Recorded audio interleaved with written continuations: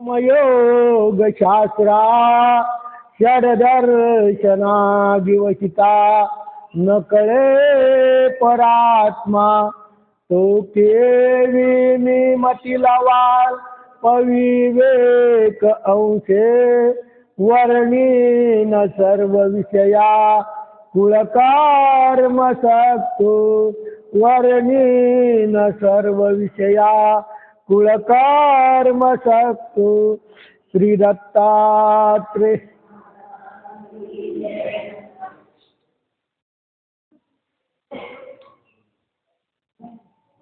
दत्तात्रेय प्रभू अवतार दिनानिमित्त परमेश्वराचं स्तुतिगान करण्यासाठी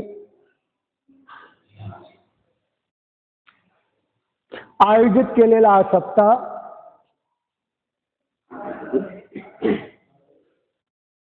28 वर्षाचा आज दुसरा दिवस.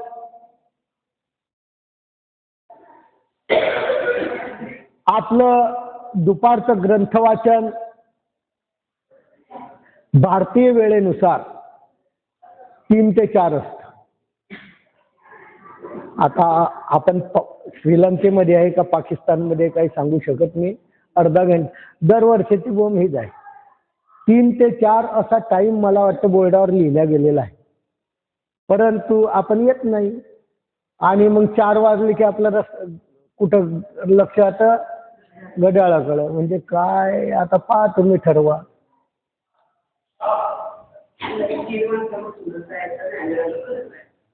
मला काय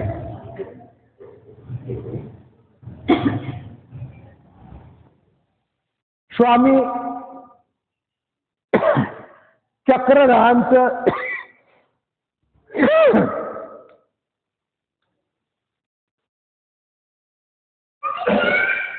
तत्वज्ञानाच्या माध्यमातून स्वामींनी सांगितलेल्या चतुर्विध साधन स्थान प्रसाद भिक्षुक वासने या चतुर्विध पदार्थाचं ज्ञान होण्यासाठी प्रत्येक पदार्थाची माहिती आपल्या स्वामींनी सांगितलेली आहे.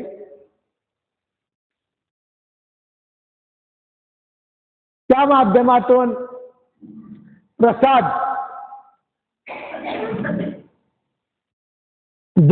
दररोज आपण संध्याकाळी नमस्कार करतो, वंदन करतो.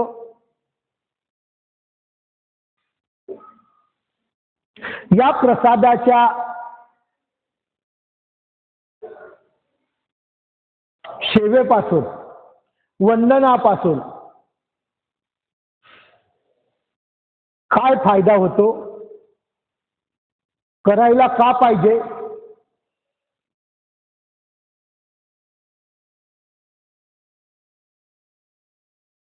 याची माहिती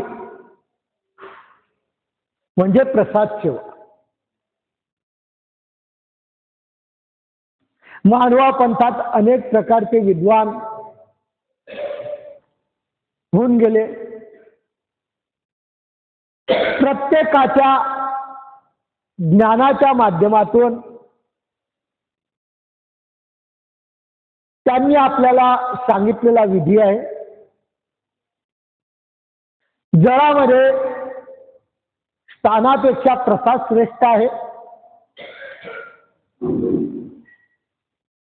हा प्रसाद वंदन करण्याची माहिती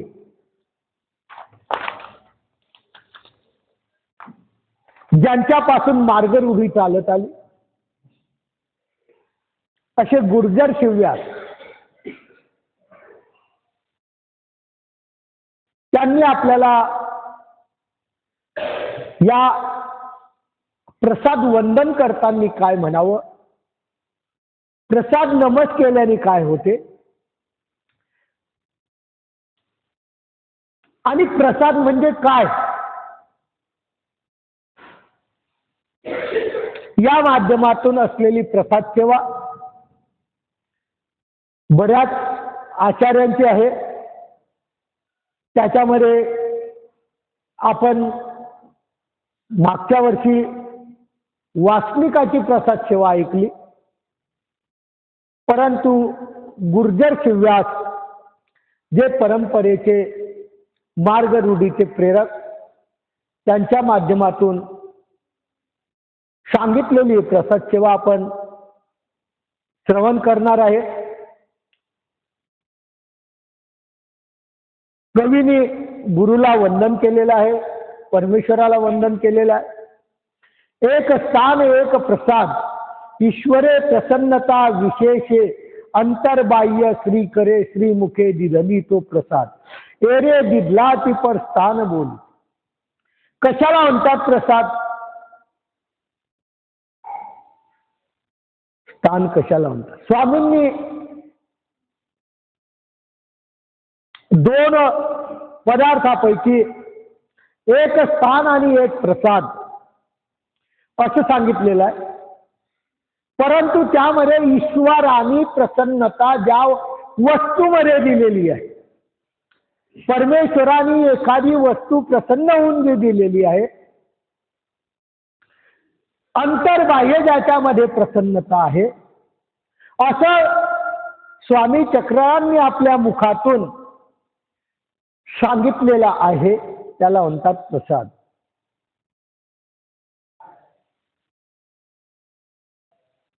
ज्या ठिकाणी बसले उठले चालता श्रीकर स्पर्श मात्र झाला त्याला म्हणतात स्थान, त्याला स्थान म्हणतात, याला प्रसाद म्हणतात।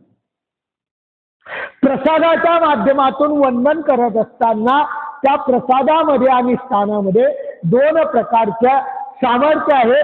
वंदन का करतो आपण, हा विशेष का वंदन करतो, प्रसाद का वंदन करतो, या विशेषात आणि या प्रसादामध्ये दोन प्रकारचे सामर्थ्य आहे। आणि आमच्या स्वामींनी सांगितलेलं आहे, एकट्या संबंधा गेले ते तुले ओटे गोटे, आज करून तुम्हा नमस्करणीय किंगा, हा विधी लिहिलेला आहे। प्रसाद नमस्कार करावा असं इंद्रभट्टाला सांगून विधी लिहिलेला आहे। त्या मागचं कारण, त्यामध्ये परमेश्वराच्या प्रसन्नतेने दोन शक्तीचा निक्षेप झालेला आहे। स्थानामध्ये माया कृपा, प्रसादामध्ये तिसरी शक्ती आहे, मनोधर्म आहे, त्याला म्हणतात प्रसन्नता। अशा प्रसन्नता मनोधर्माने ज्या ठिकाणी माया कृपा यांचं कार्य वर्तत त्याला प्रसाद म्हणतात। त्यामध्ये कृपेचं वास्तव्य बहुत। प्रसादाच्या माध्यमातून वंदन करत असताना खूप मोठे फायदे आहेत। प्रसाद सेवेमध्ये आलेला आहे, परंतु प्रथमता प्रसाद कशाला म्हणतात ते सांगतात। उदाहरण दिलेलं आहे त्यांनी, गोसावी इंद्रभट्टाशी फुटा दिधला। काल आपण लीळा ऐकली, डोमेग्रामला स्वामी चक्रधर उदास अवस्थेमध्ये असताना नागदेव आचार्यांनी गोविंद प्रभू बाबाचं वस्त्र दाखवून स्वामींची प्रसन्नता प्राप्त केली, उदासीनता गेली, त्याला प्रसाद म्हणतात।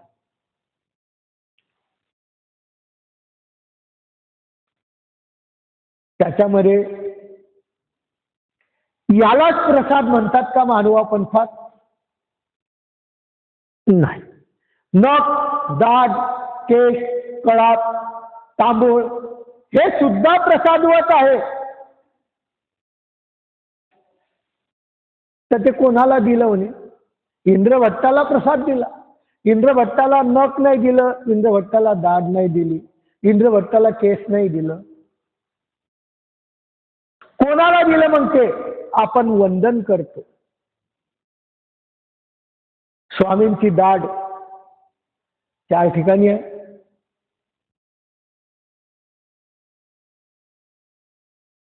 खामनेकर पिढीमध्ये आहे, कारंजेकर आहे आणि इकडे नांदेडकडे एक आहे. अशी प्रकारची असलेली साधेला दिलेली दाढ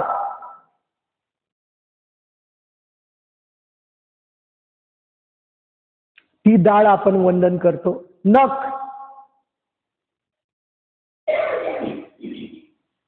केस,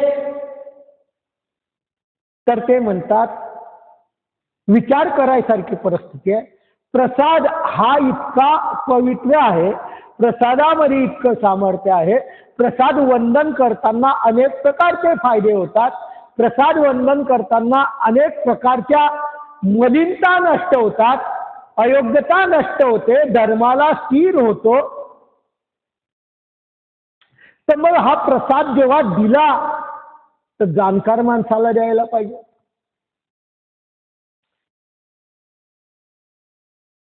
इंद्रभट्टाला काहीच माहित नाही, अशा माणसाला प्रसाद देऊन टाकला. नख, दाढ, केश, कळाप, अज्ञानबाई साधा, जिला काहीच कळत नव्हतं, श्रद्धा होती पण ज्ञान नव्हतं, तिला देऊन टाकलं. तर भट्टोबासाला का दिला नाही? भट्टोबास बित होते तिथं. नागदेव आचार्याला द्यायला पाहिजे होता. इतकी सुंदर पवित्र वस्तू आहे तर इंद्रभट्टाला देऊन टाकली.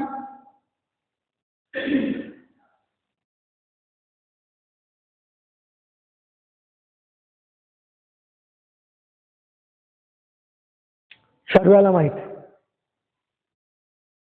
देऊन टाकली. स्वामी निघून गेले. एखाद्याला वस्तू देऊन टाकली की त्याच्या बापाची होऊन जाते.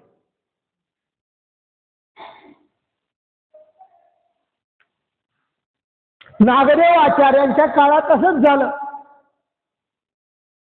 त्याला फुटा दिला, त्याला वाटलं आपल्या बापाचा झाला. नागदेव आचार्यांनी पाठवलं की तो फुटा मार्गाच्या हेतूने दिलेला आहे, वंदनात. जर नागदेव आचार्यांनी तो प्रयत्न केला नसता तर आज आपल्यापर्यंत प्रसाद आलाच नाही. सर्वांसाठी वंदनासाठी विधी आहे, एखाद्याचा विधी नाही, एखाद्याचा मालकीचा हक्क नाही. तो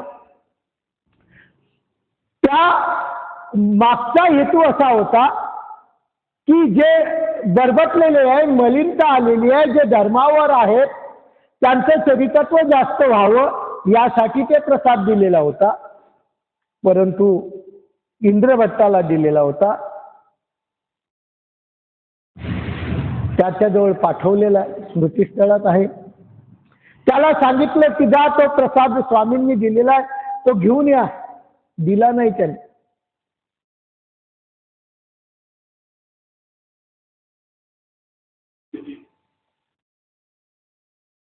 इंद्रभट्टा वापस केलं. नागदेव आचार्याला स्वतः जावं लागलं. आज स्वतः जावं लागल्यानंतर नागदेव आचार्यांना सुद्धा तो कबूल झाला नाही. काय करावं? शेवटी परिवर असलेले नागदेव आचार्य आणि ही परंपरा, या वंदनाची परंपरा पुढे चालावी आणि त्याचा फायदा संपूर्ण जगाला व्हावा, या प्रसादाच्या माध्यमातून बरेच अविधी हरे, अनिष्ट हरिहरे प्रसाद सेवेत सांगितलेला आहे. मानसिकता खराब झालेली असली तर प्रसाद वंदन करावा, असे अनेक प्रकारचे फायदे त्याच्यातून आहे. अशा माध्यमातून नागदेव आचार्य त्यांच्याजवळ गेले, परंतु तो बदला नाही. शेवटी नागदेव आचार्यांनी त्याला म्हटलं, फुटा काही तुझ्या बापयाचा, तुझ्या बापाचा हा जो वंदन आहे तुझ्या काही बापाचा आहे, तो गोसावी मार्गाच्या हेतू दिल्या, परंपरेच्या हेतूने तुझ्याजवळ दिलेला.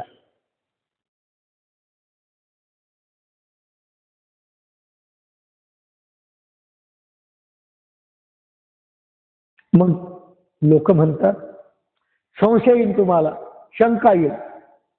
जेव्हा फुटा दिला इंद्रभट्टाला तेव्हा नागदेवाचार्य तिथं बसलेले होते. नागदेवाचार्याला सर्व जाणीव होती, तरी पण इंद्रभट्टाला दिला.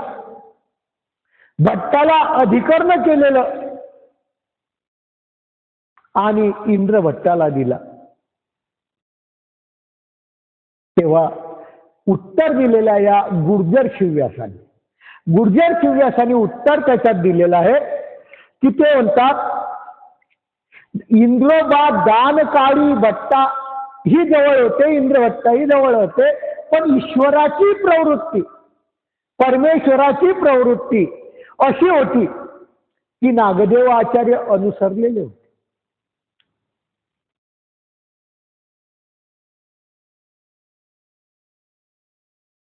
तरीही नागदेवाचार्याला दिले नाही. का असं? म्हणून त्याचे 3 प्रकार सांगतात न द्यायचे कारण. त्याला साक्षात श्रीमूर्तीची सकळ सेवा नागदेवाचार्याला घडली. नागदेवाचार्याला त्या प्रसादाची गरजच नव्हती, द्यायचं कामच नाही. कारण त्या नागदेवाचार्यांचं चरित्रत्व पूर्ण झालेलं होतं असं स्वामींनी सांगितलं होतं. वानरेशा, तुझं सर्व चरित्र पूर्ण झालेलं आहे, अपरोक्ष द्यावं असंही मला वाटतं आहे, परंतु मी देऊ शकत नाही, म्हणून प्रसाद त्यांना दिला नाही. हे एक कारण सांगतात.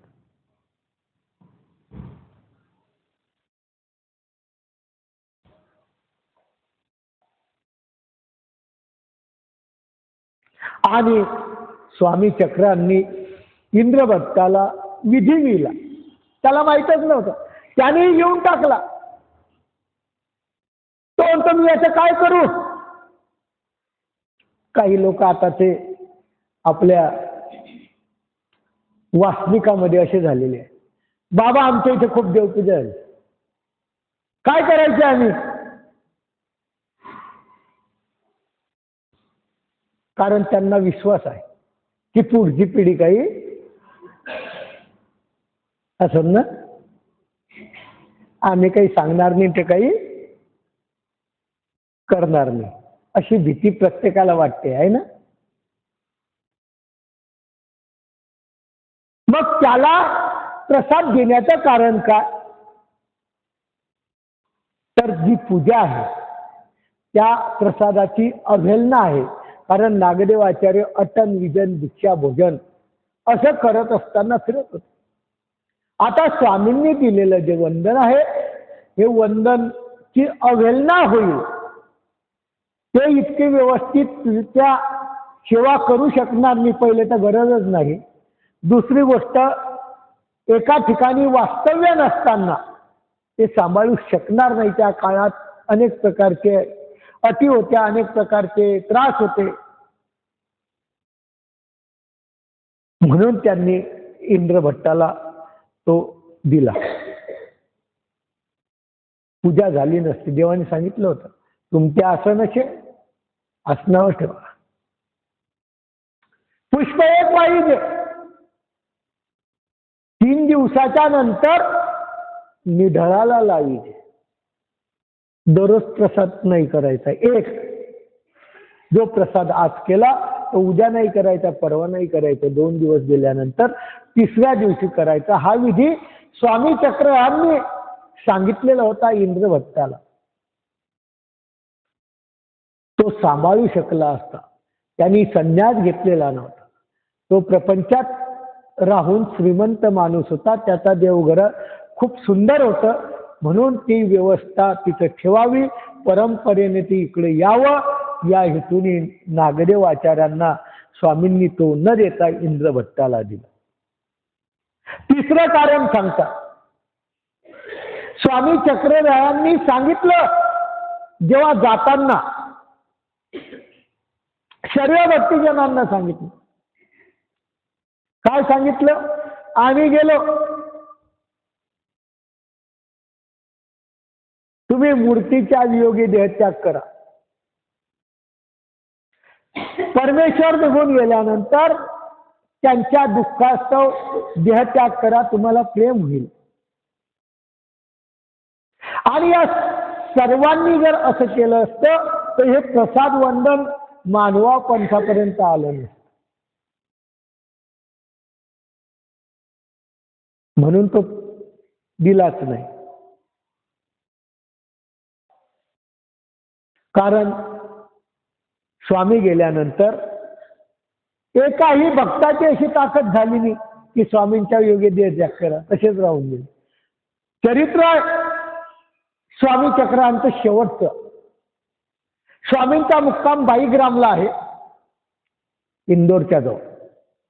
बाईग्रामला स्वामीच्या डोंगराच्या पायथ्याला बसलेले आहेत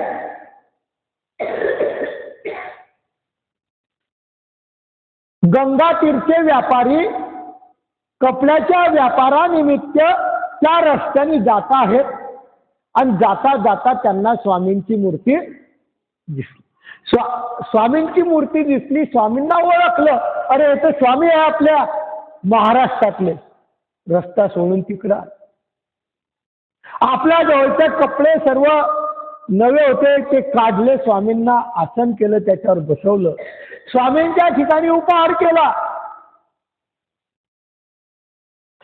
उपहार केल्यानंतर ते वापस जेव्हा महाराष्ट्रात यायला लागले तेव्हा ते कपड्याचे व्यापारी विचारतात, जीजी आम्ही महाराष्ट्रात चाललो आहे, तुमच्या भक्तांना काय निरोप द्यायचा? चरित्र तसं आहे. तेव्हा स्वामींनी उत्तर दिलेलं आहे त्याच्यावर सुंदर. स्वामी म्हणतात, अरे निरोप द्यायचा म्हणजे आम्ही इकडं आलो तरी ते जिवंत आहेत का? म्हणजे स्वामींना अभिप्रेत होतं की माझ्या वियोगे जर देहत्याग केला असता तर नक्कीच आता बी प्रेम होईल, पण खंड झाला. आणि कामच्या वाचून जग जियाले आहे ते, असं त्यांना जाऊन निरोप सांगा. असा निरोप त्यांना जाऊन सांगा. म्हणजे याचा अर्थ की स्वामींना असं गृहीत होतं की आम्ही गेल्यानंतर हे राहणार नाही, आणि हे वंदन जर यांच्याकडे दिलं असतं तर या वंदन पुढच्या पिढीपर्यंत आलं नसतं. म्हणून इंद्रवट्टाला.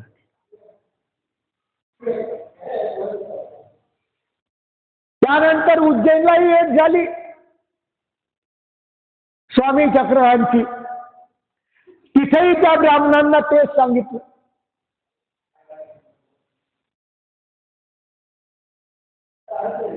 म्हणून या कारणास्तव भट्टाशी छुटा प्रसाद दिला नाही. कारण तुम्हाला माहित आहे भट्टोबास नक्कीच राहिले नसते स्वामींच्या योगे, पण स्वामींना फक्त त्यांना एकट्यालाच ठेवायचं होतं. स्वामींना फक्त त्यांना एकट्यालाच मार्गाचा अधिकरण करावायचं होतं नवीन परंपरेसाठी. परंतु ते सर्व तसेच राहून गेले आणि नागदेव आचार्य राहिलेच नसते असं स्वामींना माहित होतं, म्हणून त्यांना दिला नाही. पागल होऊन गेले ते. स्वामी गेल्यानंतर बेहोश रस्त्याने जायचे, भिक्षा न मागता माझा चक्रधर द्या, अशी अवस्था असलेल्या माणसाला जर प्रसाद दिला असता तर त्याची दुरवस्था झाली असती. म्हणून स्वामींनी त्याला दिला नाही, इंद्रभट्टाला दिला. म्हणजे इंद्रभट्टाला दिला म्हणजे त्याचा झाला असं नाही. मार्गाच्या हेतूने संरक्षण व्हावं. आतापर्यंत जेवढ्याही पिढ्या आल्या, परंपरा आल्या, त्या गादीवर जो बसतो त्याच्या मालकीचं जे नसतं ते वंदन त्याच्या मालकीचं कोणत्याच महानुभाव परंपरेत नाही. कारण असं आहे त्या गादीवर बसल्यानंतर ते वंदन पुढच्या पिढीला काय करावं लागतं? सुपूर्त करावं लागतं. म्हणून 800 वर्षापासून चालत आलेलं हे वंदनाची परंपरा आपल्याला भेटते आहे वंदन करायची. जर एखाद्या बापाचंच असतं तर त्यांनी पेटीत गुंडाळून ठेवून दिलं असतं, भेटलं असतं तुम्हाला. परंतु स्वामींचा जो हेतू होता त्या हेतूच्या माध्यमातून स्वामींनी इंद्रभट्टाला दिलं आणि नागदेव आचार्याला दिलं नाही.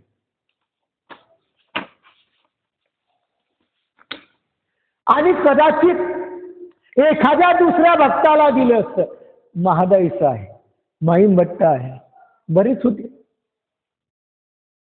यांना जर प्रसाद वंदन दिलं असतं तर स्वामी किती बारीक विचाराचं.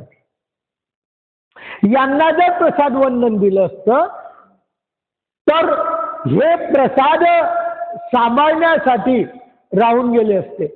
नाही, स्वामींनी वंदन दिलं म्हणून आम्ही काय केलं, थांबलो. आम्ही स्वामींच्या गेल्यानंतर द्याचा त्याग करून टाकला असता, पण स्वामींनी काय दिलं आमच्याजवळ, वंदन दिलं. आणि हा भेटीचा अंतराळ जो घडला असता स्वामींचा आणि भक्तांचा, त्याला ईश्वर निमित्त आले असते म्हणून त्यांना दिलं. त्या हेतूने त्यांना दिलं नाही. आणि दाग नख केश कळाप साधेला दिलं. जवळ बाईसा होती, जवळ माहीम भट्ट होती, जवळ कोठोळवास होते. यांना कोणाला श्री प्रभू बाबांनी दिलं नाही. याचं कारण का दिलं नाही? नख दात केश कळाप स्वामी गेल्यानंतर जेव्हा जेव्हा द्यायचे प्रसंगाला तेव्हा तेव्हा स्वामींनी साधेला बोलवलं. जवळ इतके लोक होते पण साधेला बोलवलं.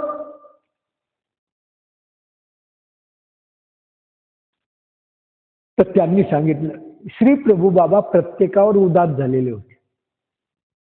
जेवढेही भक्त होते माहीम भट्टावरही उदास झाले होते, आबाईसावरही कोपलेले होते, बाईसा तर न होती, ती बाकीच्या यांच्यावर सर्वांवर कोपलेले होते, एकदा रागवलेले होते. आणि हा प्रसन्नतेचा असलेला विशेष, प्रसन्नतेचा असलेलं जे वंदन प्रसन्न माणसाला द्यावं लागते, त्याच्यावर उदासीनता नसावी. म्हणून स्वामींनी म्हणजे श्री प्रभू बाबांनी साधेला दिली. साधेवर पूर्ण चरित्रात जर आपण बारकाईने पाहिलं, गोविंद प्रभू चरित्र वाचा का स्वामी चक्रांचं लीळा चरित्र वाचा, या दोन चरित्राच्या माध्यमातून साधेवर आमचे स्वामीही उदास झाले नाही कधी आणि श्री प्रभू बाबाही उदास झाले. दोन अवताराची प्रसन्नता जोडलेली ही बाई होती. म्हणून स्वामींनी म्हणजे श्री प्रभू बाबांनी त्या बाईला दिलं.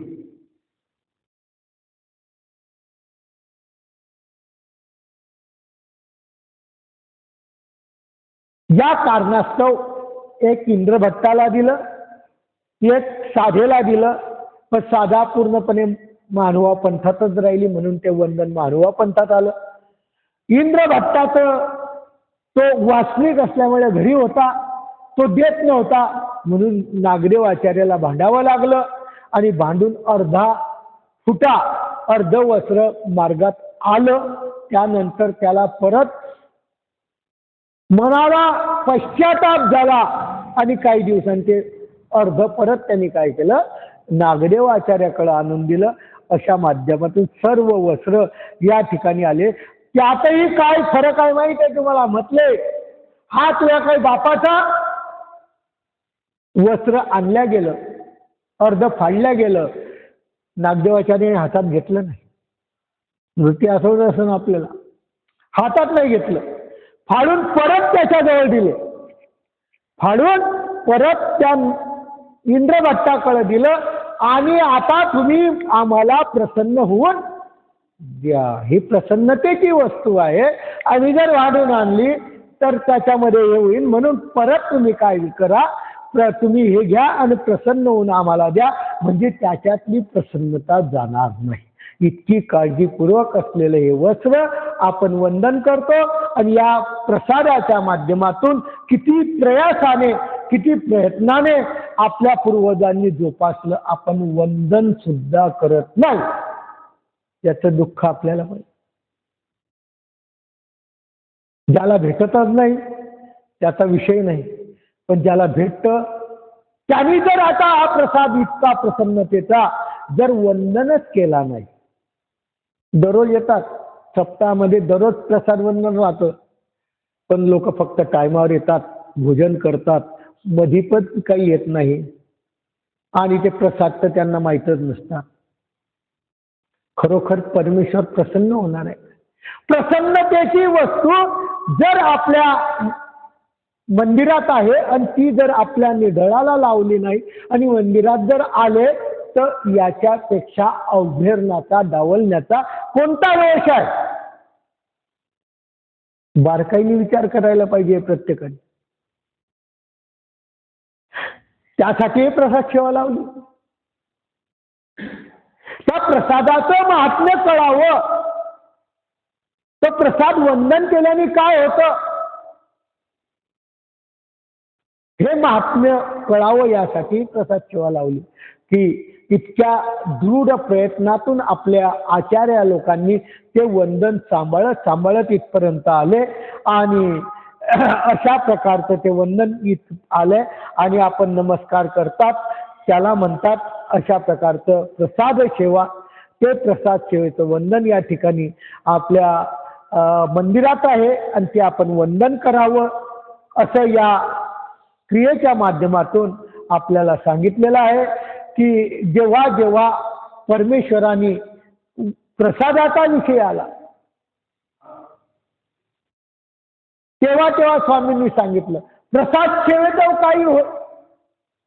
प्रसाद सेवा म्हणजे वंदन. सेवा म्हणजे तुम्ही प्रसाद घेताना त्याला आपल्याला सेवा म्हणजे एकच कळते. सेवा म्हणजे काय करते? आपल्याला धरायचं आणि असं प्रसाद कधी केला का तुम्ही सेवेचा? नाही तर आजपासून सुरू करता. आम्ही ऐकली प्रसादाचा खराब होऊन नाही.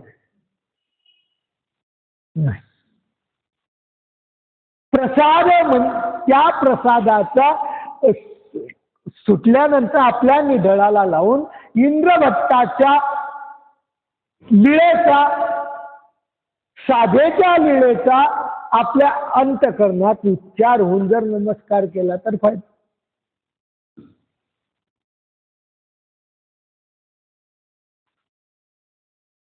म्हणून नागदेवाचार्यांनी जेव्हा स्वामींना प्रसन्न केलं डोमेग्रामला, तेव्हा स्वामींनी सांगितलं अरे हे प्रसाद सेवेने काय होतं? मी प्रसन्न आलो, पण या प्रसादाच्या लीळेच्या वंदनातून काय मिळतं? प्रसाद सेवेचं काय होतं? पुरुष धर्मी दक्ष. मानवा पंथावर जर कट्टरता प्राप्त करायची असली, मानवा पंथावरची निष्ठा जर कायम ठेवायची असली तर प्रसादच एक करू शकतो जळ याच्यामध्ये. प्रसाद सेवेत पुरुष धर्मी दक्ष. धर्म आचरण्यासाठी तो दक्ष होतो.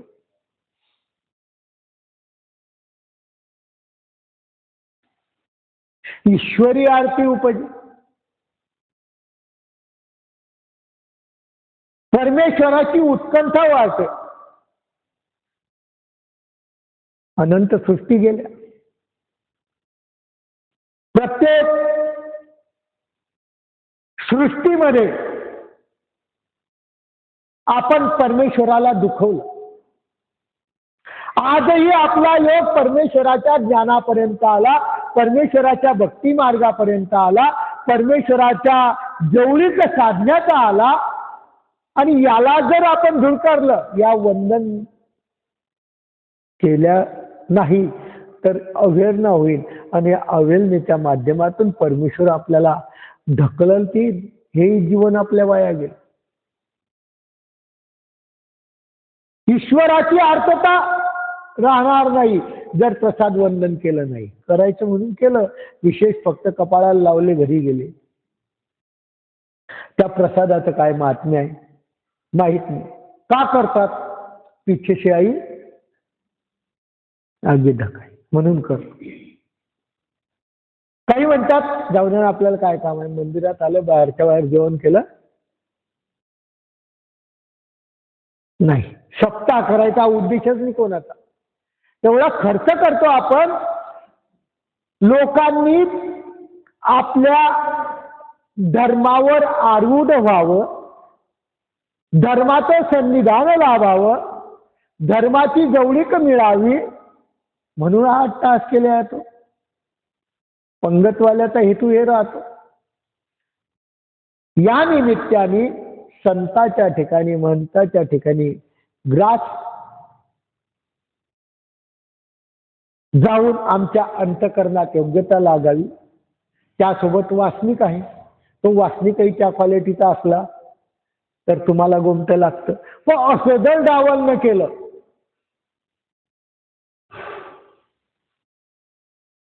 तर काही फायदा नाही. म्हणून त्या गुर्जर शिव्यासानी या प्रसाद सेवेतून आपल्याला हे सांगितलेलं आहे की प्रसाद सेवा करत असताना, वंदन करत असताना आपल्याला हे आठवावं लागेल.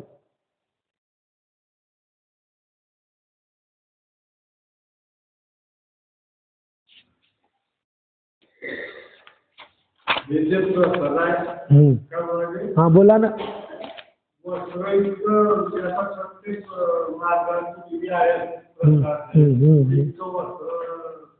शंका आली तुम्हाला? शंका आली का तुम्हाला? शंका आली का तुम्हाला? हे हा, वस्त्र किती आहे त्याच्यात?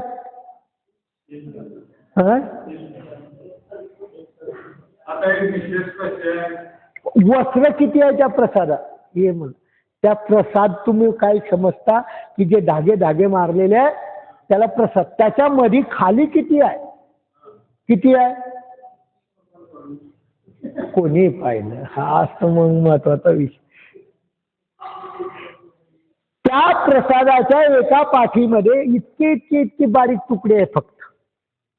आणि स्वामींच्या आणि श्री प्रभू बाबांच्या संबंधाने पवित्र झालेले जे वस्त्र आहे, असं एखादं पूर्ण वस्त्र आहे का कोणाकडं की स्वामींचा हा फुटाय जसा तर तसा आहे? त्याचे काय झाले? मग ते तुकडे फक्त थोडे थोडे आपल्या त्या प्रसादात. तुम्ही जेव्हा प्रसाद वंदन करताना त्या डिझाईनला नाही पाहिजे, त्या पिवळ्या धाग्याला नाही पाहिजे, त्याच्यामध्ये खाली काळं दिसतं थोडं थोडं, ते प्रसाद आहे. मग ते इतके जसे जशी परंपरा आली ते जर इतके झाले नसते तर तुम्हाला एखाद्याच घरी जर प्रसाद पूर्ण राहिला असता तर कसं झालं असतं? कशाला गर्दी आली असती? गदो नाही का आपल्या इंद्र भट्टासारखं झालं असतं. मी देत नाही हे माय जा घरी, झालं असतं का नाही? संपूर्ण वस्त्रच जर एकाकडे असते कोणत्याही पिढीत तुम्हाला दिली असते त्यांनी, वाटतं तुम्हाला? नाट्यवाचाने एवढा आत्ता हक्का केला, सर्वांना वंदन मिळावं हे काही तुझ्या बापाचा हा अशेषा मार्गाचा हेतू. म्हणून त्याचे तसे काय झाले? तुकडे झाले आणि ते परंपरेने चालत आले. म्हणजे तुम्ही जो समजतात तेवढा प्रसाद नाही, त्याच्यामध्ये बारीक बारीक बारीक काय राहतात? बिलकुल बारीक बारीक तुकडे राहतात आणि ते वंदन करायचं त्यालाच प्रसाद सेवा. आणि गुर्जर शिव्यासानी तीच सांगितली, ते वंदन केल्यानंतर तो बारीकसा तुकडा आहे त्याच्यात माया आहे, कृपा आहे आणि परमेश्वराची प्रसन्नता शक्ती आहे. त्या माध्यमातून आपल्याला वंदनाचं पूर्णही असतं तर तेवढंच गोमतं लागलं असतं आणि छोटस जरी आहे तर तेवढंच गोमतं.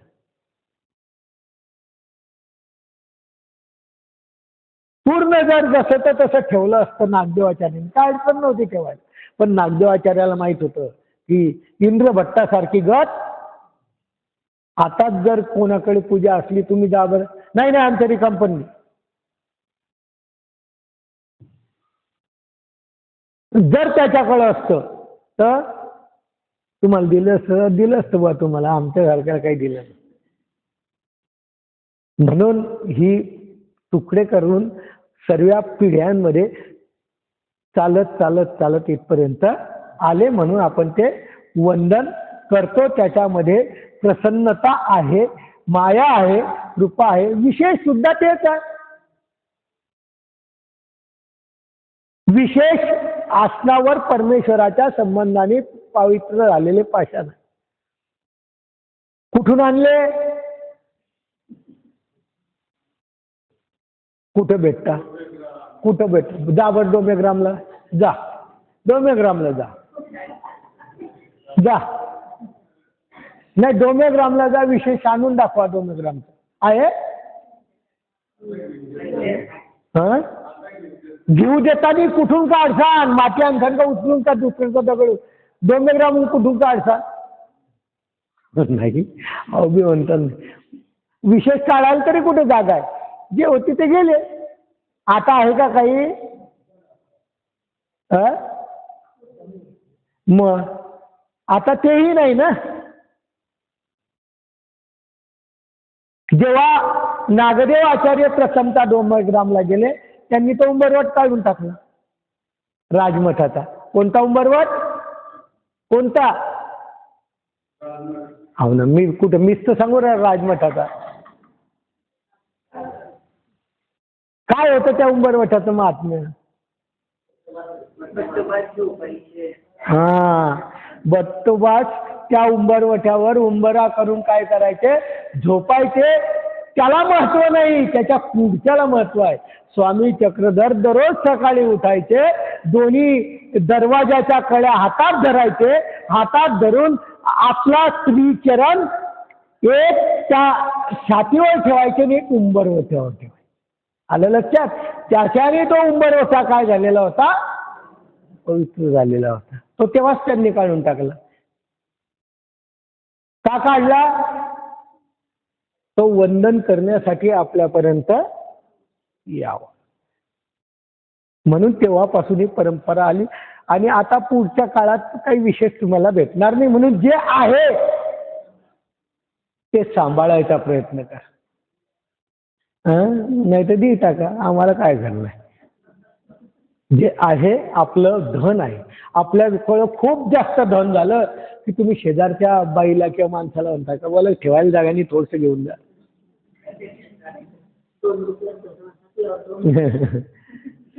धन कितीही असलं तरी शेजारच्याला म्हणतात का नाही बुवा जागाच मी माझ्या घरी ठेवायला, तुम्ही नेता का? सांगा बरं वर करे एखाद्याने घेऊन. मी म्हटलं असं.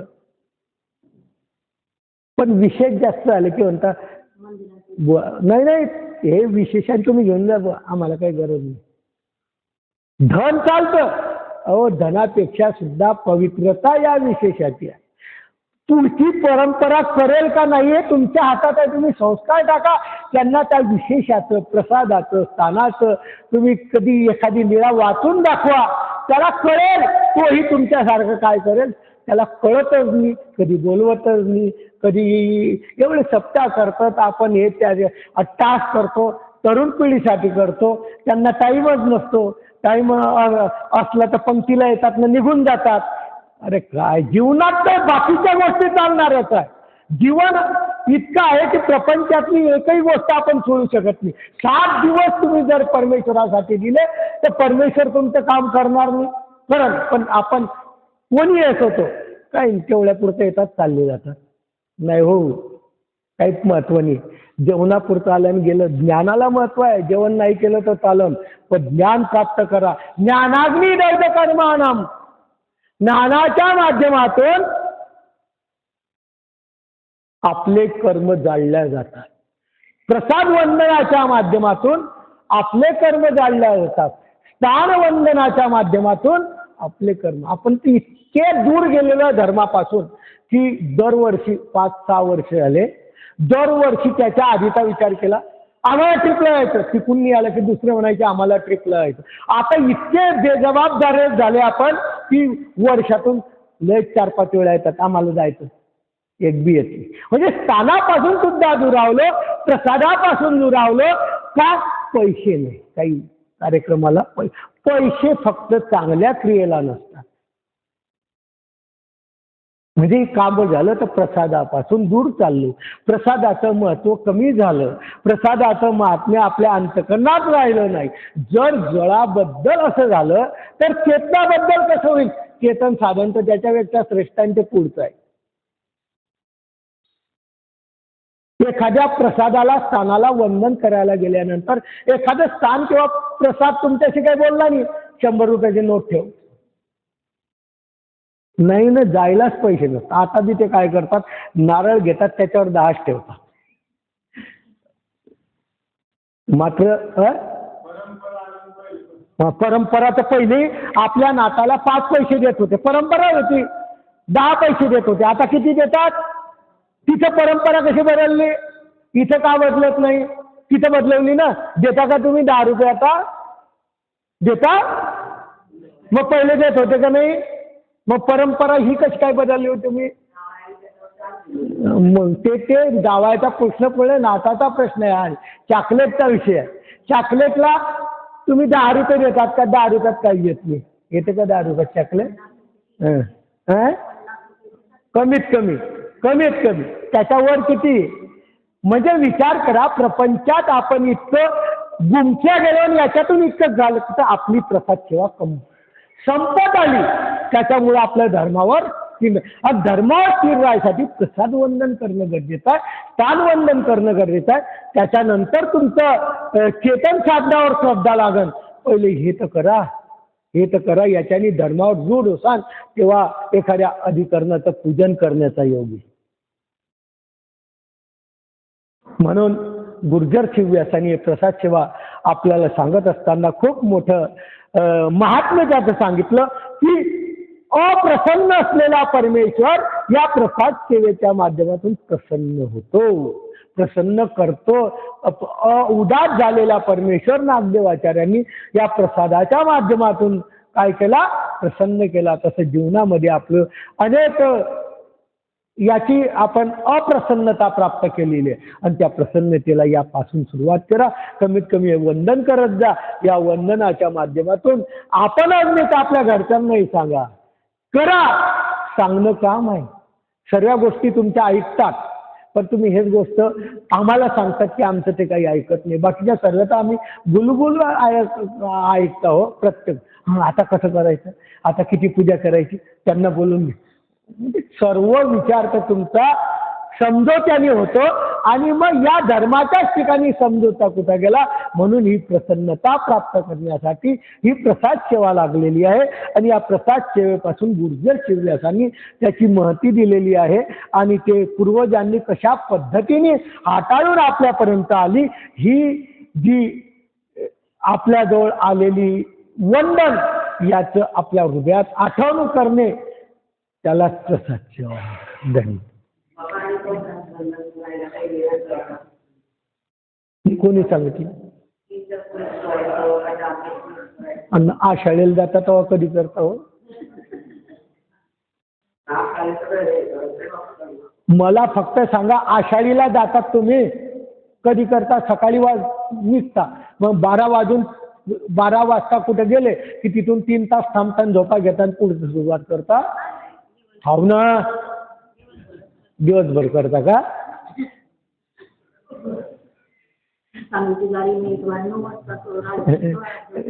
नाही, जेव्हा वेळ मिळेल तेव्हा प्रसाद वंदन करावं. जेव्हा वेळ मिळेल बहुत स्थाने वंदन करावी, बहुत प्रसाद वंदन करावे, बहुत भिक्षुके भेटावे, बहुत वासनिका भेटावे. ऐसा जो करी त्याशी चालता बोलता. त्याच्यात सांगितलं नाही की 12 ते 3 झोपून जावं.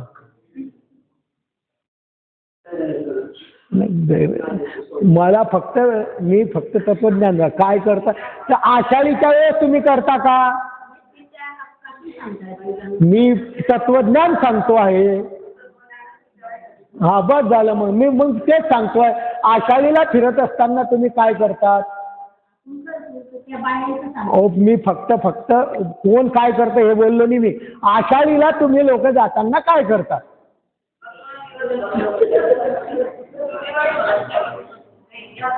यात्रेला जाताना तुम्ही काय करतात?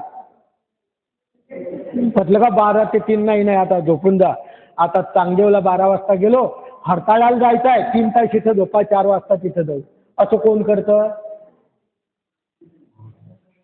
आणि असं कुठं सांगितलं? काही सांगितलेलं नाही. त्याच्यामुळं वंदन करणं महत्वाचं आहे. आता असं तुम्ही समजता प्रसाद वंदनाची वेळ आहे 4 ते 6 आहे ना, अशी जाईल. आम्ही तर 6:30 ला आलो म्हणून आम्ही काय केलं नाही. फळ वाटा खूप आहे, पळायच्या वाटा खूप आहे, पण काय तत्वज्ञान आहे हे आपण शोधावं लागेल आणि शोधणं जरुरीचं आहे. धन्यवाद.